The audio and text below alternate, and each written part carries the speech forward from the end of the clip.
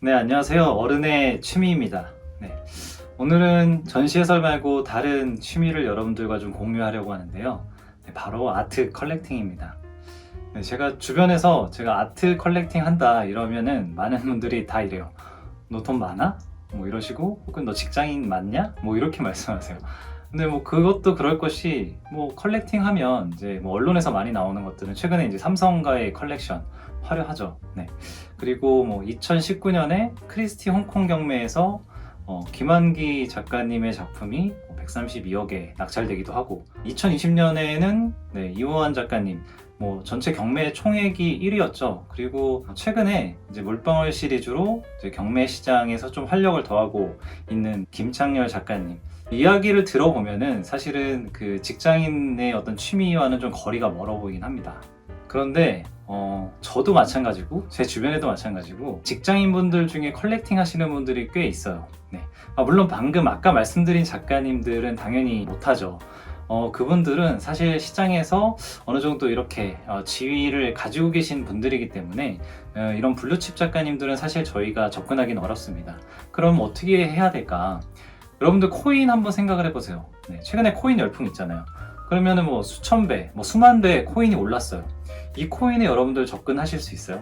네, 못합니다. 대신에 저평가되어 있고 이게 앞으로 좀 가능성이 있다, 이런 코인에 접근을 하게 되어 있죠. 네, 미술 시작도 마찬가지입니다. 네, 그래서 결국에는 자신의 취향을 바탕으로 자신의 사정에 맞는 컬렉션을 진행해야 되는 거죠. 제가 여기서 이제 예시로 들어야 되는 게 뭐 전설적인 컬렉터 보겔 부부를 말씀드릴 수 있을 것 같아요. 허버트 보겔과 바로 도로시 보겔, 이 부부에 대해서 말씀을 드려야 되는데, 사실 노동자 계급의 컬렉터 뭐 이렇게 얘기를 해요. 전설적인 컬렉터입니다. 남편인 허버트 보겔은 뉴욕의 브루클린에서 할렘가에서 살았어요. 근데 이 평생을 집배원으로 살았는데 뭐 월급이 뭐 많지 않았겠죠, 당연히. 그리고 와이프분인 도로시 보겔도 도서관 사서로 일했으니까 이 두 사람이 많이 벌어도 그렇게 여유롭지 못했을 거예요. 그런데 이 둘은 50년 동안 약 5천여 점의 작품을 모읍니다. 네, 그래서 나중에 기증을 하기도 하고요.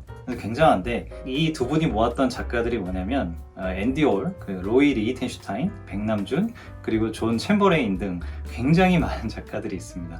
뭐 실험적인 작가들을 굉장히 초반에 안목을 가지고 접근을 해서 지속적으로 컬렉팅을 했던 거죠. 그러니까 결국에 중요한 건, 물론 돈도 중요하지만 돈보다는 나의 상황에 맞는 컬렉션을 할 수 있는 그런 안목, 그리고 장기적인 컬렉팅이라고 볼 수가 있습니다. 그래서 저는 만약에 내가 미술을 좋아하는데 아직 그 미술 컬렉팅, 작품 컬렉팅을 하는 것에 대해서 좀 부담이 있다, 그렇게 생각하시는 분들에게 지금 바로 시작하시라고 말씀드릴 수 있을 것 같습니다. 지금 우리나라 미술 시장이 약 4천억에서 5천억 정도 돼요. 뭐 전 세계로 따지면 뭐 비율 자체는 많은 비율은 아니에요. 근데 한 10위 안에는 들긴 합니다. 근데 우리나라가 앞으로 향후 미술 시장이 굉장히 발전할 거라는 분석들이 있어요. 최근에 이제 뭐 MZ세대가 굉장히 또 구매력이 높아진 것도 사실입니다. 저도 옷 되게 좋아하고 시계 뭐 이런 거 엄청 좋아해요. 근데 최근에는 이런 명품들보다는 그림이나 아니면 작품 이렇게 보는 것에 훨씬 더 집중을 하고 있어요. 제가 명품보다 이런 그 예술품이 좋은 거를 좀 생각을 해봤는데 한 5가지 정도로 압축을 할 수 있을 것 같아요. 첫 번째는 심미적, 감정적인 만족감이 굉장히 크다는 거예요. 뭐 예를 들면 되게 웃기긴 한데, 제가 주말에 아침에 일어나서 조용한데 이렇게 차 한 잔 마시면서 제가 컬렉팅 한 것들 이렇게 막 보고 있으면 그 마음의 충만함, 그리고 뭔가 풍요로워지는 거를 느껴요. 근데 이런 것들이 굉장히 지속적으로 가거든요. 그래서 작품 선택이 굉장히 중요합니다. 마치 나의 동반자 같아요. 굉장히 큰 위로가 됩니다. 이런 지속적으로 나의 마음에 드는 이런 작품을 가져가려면 결국에는 나의 취향이 굉장히 중요하고 장기적인 안목으로 선택을 해야 된다는 거죠. 네, 그리고 두 번째는 작가의 성장을 계속 지켜볼 수 있다는 거예요. 내가 어떤 작품을 하나 사면 그 작가를 계속 확인할 수밖에 없어요. 뭐 물론 가격도 확인하게 되지만 이 작가가 화풍이 어떻게 변했나, 나의 안목이 맞았나, 이런 것들을 계속 확인하게 됩니다. 뭐 예를 들면 이제 BTS의 아미가 있죠. 아미들은 이 BTS가 계속 세계적으로 성장해가는 모습을 보고 굉장히 뿌듯해해요. 내가 키웠다, 막 이렇게 하시는 분들도 계시죠. 미술도 마찬가지입니다. 그리고 세 번째는 작가는 굉장히 많고 작품은 딱 한 점이 있다는 거죠. 그러니까 나의 취향이 반영된 것 같은, 내가 너무 좋아하는 그 작품이 내가 가지면 다른 사람은 가질 수 없다는 거예요. 그런 만족감이 있습니다. 물론 에디션, 파나 같은 경우에는 뭐 여러 개수가 존재하지만 그것도 리미티드 에디션인 경우가 많죠. 그렇기 때문에 그것도 나름대로 의미가 있다고 생각이 됩니다. 네, 그리고 네 번째는 작품이 굉장히 훌륭한 인테리어 소재라는 거죠. 최근에 코로나19 때문에 인테리어 산업이 굉장히 많이 발달을 했죠. 산업이 굉장히 커졌는데 저는 개인적으로 최고의 인테리어 소재는 바로 이 작품이다. 저 같은 경우는 사실 그림이라고 할 수가 있어요. 이 그림은 사실 아름답기도 하지만 뭐랄까 스토리가 있죠. 그래서 나 혼자 보는 것도 좋지만 누군가 친구가 와서 뭔가 이야기를 할 때 그 작품을 보면서 같이 이야기를 할 수가 있어요. 너무 좋잖아요. 아름답고 스토리가 있고 또 내 방에 걸려있다. 얼마나 매력적입니까? 그리고 다섯 번째는 가격 상승의 가능성입니다.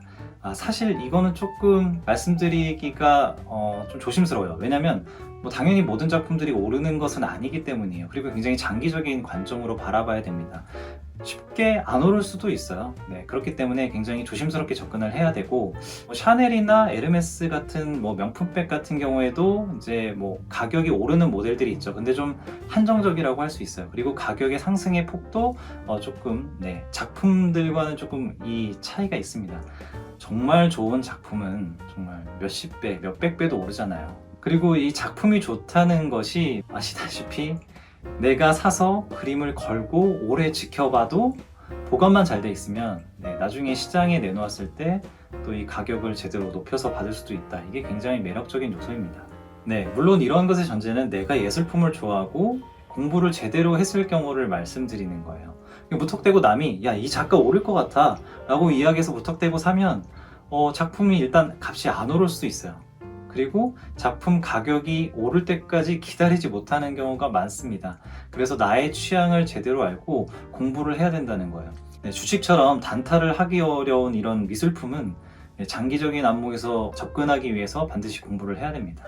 그래서 제가 이 유튜브를 통해서 여러분과 함께 이 컬렉팅에 대해서 같이 이야기하고 뭐 제 컬렉팅도 보여드리고 뭐 다른 분들의 컬렉팅도 보여드리고 그리고 컬렉팅에 관한 정보 이런 것도 교환하면서 좀 이야기를 계속 해볼까 해요. 그래서 여러분들도 좀 관심을 갖고 좋아요, 구독 좀 부탁을 드리겠습니다. 나의 공간이 나의 취향으로 가득 차는 그날까지 지속적으로 컬렉팅을 저는 이어나갈 생각입니다. 여러분들도 취미로 아트 컬렉팅 한번 생각해 보시기 바랍니다. 지금까지 어른의 취미 셀러리맨 컬렉팅이었습니다. 감사합니다.